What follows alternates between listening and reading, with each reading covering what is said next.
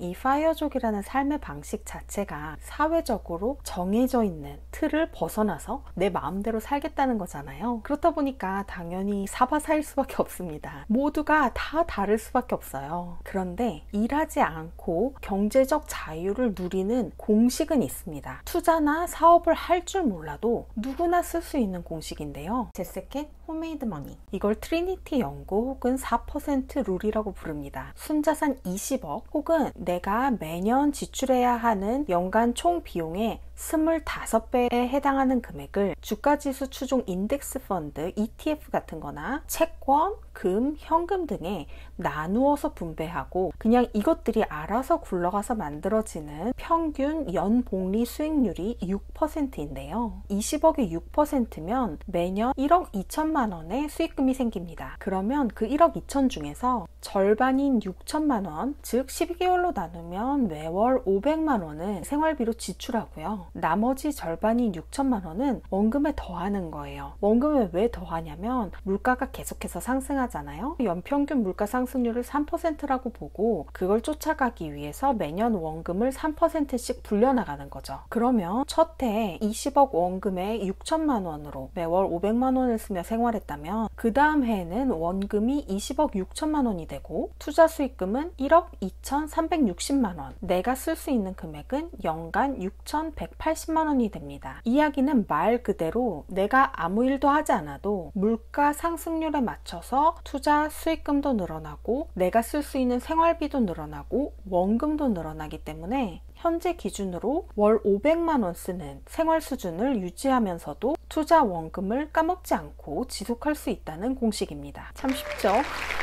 이 완벽한 공식에 단 한 가지 중요한 문제는 우리에겐 20억이 없다는 거예요. 그래서 이 지점부터 사람마다 선택지가 갈리게 됩니다. 크게 분류해보면요. 첫 번째로 지금 하는 일을 계속하면서 월급을 저축하거나 아니면 부업, 투자, 사업을 추가로 더하면서 수입을 늘려서 20억을 모은 후에 은퇴하는 것입니다. 저축을 통해서 종잣돈을 모은 파이어족의 경우 연봉의 최소 50%에서 70% 이상까지 저축하시는 경우가 많아요. 이렇게 저축한 돈을 20억이 될 때까지 은행 예금에 그냥 넣어두는 경우는 사실 거의 없고요. 적더라도 일정 수준의 종잣돈이 모이면 그때부터 투자로 자산을 불리기 시작합니다. 그러니까 속도가 훨씬 빨라지겠죠. 자산을 불린 투자처도 굉장히 다양합니다. 주식, 부동산, 코인 등등 자신의 성향에 맞는 투자처를 선택하게 되죠. 두 번째 유형으로는 나는 월 500까지 필요 없는데 더 적게 쓰고도 나는 충분히 행복해 하시는 분은 굳이 원금을 20억까지 만들 필요가 없겠죠. 투자 원금을 10억으로 하고 동일하게 연복리 수익률 6%를 낸다면 총 수익금은 6천만 원, 그 중에 3천만 원을 매월 250만 원씩 나눠서 쓰고 나머지 절반 3천만 원은 원금에 더해 나가면 됩니다. 그러면 일하지 않고도 매월 250만 원 정도의 생활 수준을 평생 유지할 수 있게 되는 거죠. 같은 방식으로 이걸 더 줄여서 원금 5억을 굴린다고 하면 일하지 않고도 매월 125만 원의 생활비를 쓰면서 살아갈 수 있습니다. 이런 선택도 충분히 가능한 거죠. 생활비를 줄이기 위해서 돈이 덜 드는 지방도시로 내려가든지 해외로 이민을 갈 수도 있고요. 즉 그게 얼마가 됐든 내가 매년 쓰려는 금액의 25배의 원금이 있다면 투자나 사업에 대한 전문 지식이 없어도 거기에 내가 시간을 쏟지 않아도 일하지 않고 살아갈 수 있다는 이야기입니다. 노동에서 은퇴할 수 있다는 거죠. 마지막으로 처음부터 수익률을 높이겠다는 선택을 할 수도 있습니다.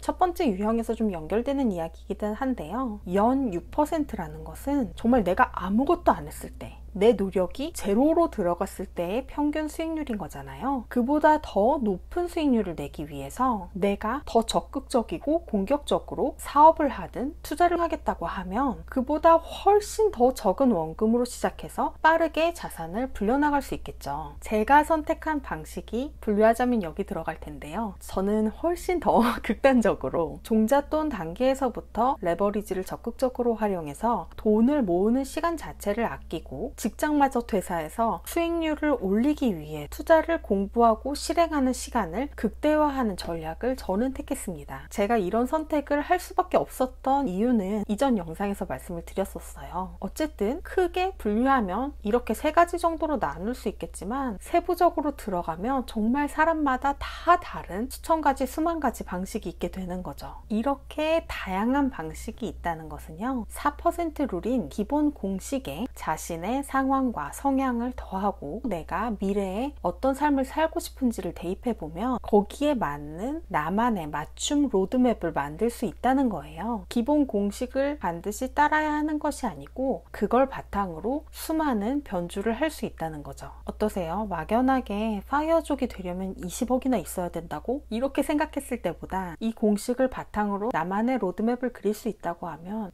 훨씬 구체적인 그림이 그려지게 되는 거죠. 이 모든 것을 엑셀로 직접 계획을 짜보실 수도 있겠지만요, 간단하게 지금 가진 자산, 매월 얼마나 저축할 수 있는지, 몇 년 후에는 은퇴를 하고 싶은지 이런 것들을 입력하면 무료로 계산을 대신해주는 낙원 계산기라는 사이트가 있습니다. 본문에 링크를 남겨뒀으니까 이용해보세요.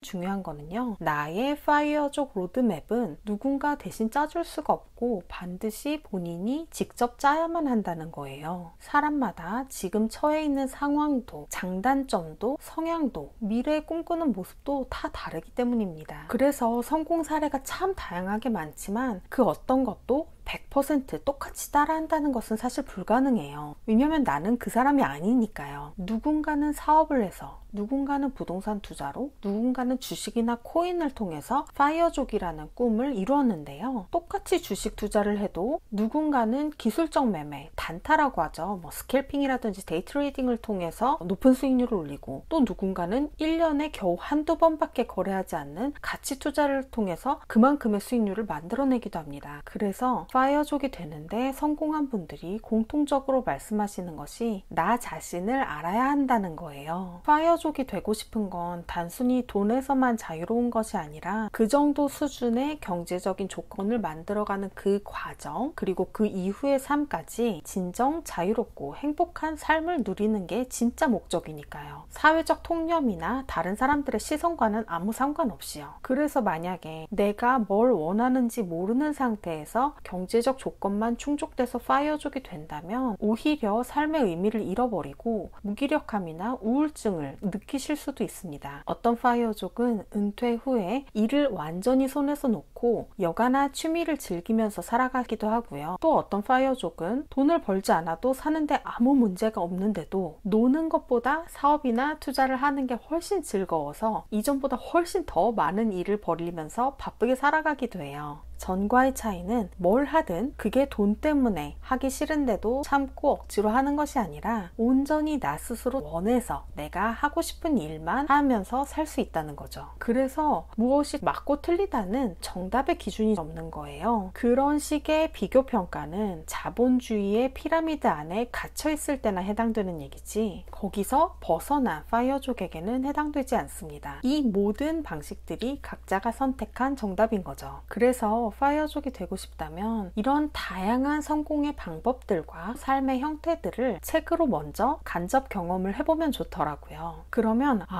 이렇게도 할 수 있구나, 나도 나만의 방식을 만들어갈 수 있겠구나 라는 걸 알게 됩니다. 제가 유튜브를 시작한 이유 역시 제스키처럼 이렇게도 되더라 라는 것을 보여드리고 싶어서예요. 이렇게 파이어족 간접 경험을 해보실 수 있도록 추천드리고 싶은 책은요, 강환국님의 파이어, 그리고 바호님의 대한민국 파이어족 시나리오인데요. 두 권의 차이가 좀 있어요. 강환국님의 책은 본인뿐만 아니라 대체로 상당히 여유 있는 수준의 자산을 일구고 파이어족이 되신 20분의 인터뷰를 담고 있어요. 그래서 저처럼 좀 욕망의 덩어리이신 분들 많이 벌어서 많이 쓰고 싶으신 분들께서 보시면 도움이 많이 되실 것 같고요. 앞서 말씀드린 4% 룰이나 낙원 계산기를 이용해서 본인만의 로드맵을 만들어보는 내용도 강환국님의 책에 담겨 있습니다. 바호님의 책에서는요, 파이어족을 유형별로 구분해서 16분의 사례를 수록하고 있어요. 자산 규모는 혹 그렇게 크지 않더라도 자신의 행복을 위해서 선택할 수 있는 다양한 삶의 방식을 접해보실 수 있습니다. 또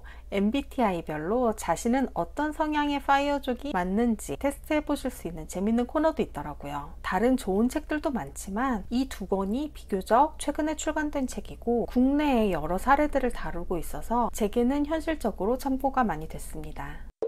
책을 통해서 이렇게 다양한 방식으로 파이어를 성공하신 분들의 이야기를 들어보면요, 처음부터 고소득 연봉이신 분들도 있었지만 완전히 길거리의 노숙자로 시작하신 분들도 계시거든요. 그래서 파이어가 어떤 잡을 수 없는 무지개처럼 헛된 꿈이 아니라 나도 할 수 있다는 가능성을 확인할 수가 있습니다. 만약에 이런 사례들을 보고도 나는 재능이 없는데, 나는 시간이 없어, 나는 딸린 가족들이 많아서, 기타 등등 이런저런 이유를 들어서 포기한다면요, 안타깝게도 우리의 이야기는 여기서 끝이 나버립니다. 그런 분께 파이어는 정말 영원히 이룰 수 없는 남 이야기가 되는 거죠. 안 되는 이유를 찾는다는 것은 사실요, 내가 그냥 하지 않겠다는 핑계, 자기 합리화일 뿐이니까요. 책에 나오는 성공 사례를 똑같이 따라할 수도 없고 그럴 필요도 없습니다. 그 중에서 일부 측면들, 내가 따라할 수 있거나 혹은 더 잘할 수 있는 것들을 가져와서 조합해서 나만의 로드맵을 만들어내면 되는 거예요. 그 로드맵을 따라서 꾸준히 노력하시는 분들은 언제가 됐든 반드시 꿈을 이루실 거고요. 서로 다른 성공한 사람들의 공통점이 바로 그겁니다. 자신이 원하는 미래의 모습을 구체적으로 그려보고 그걸 향해서 현재 할 수 있는 최선을 다했다는 게 공통점이죠. 우리 제센 여러분은 당연히 그 꿈을 모두 이뤄내실 분들이라는 것을 저는 아주 잘 알고 있습니다.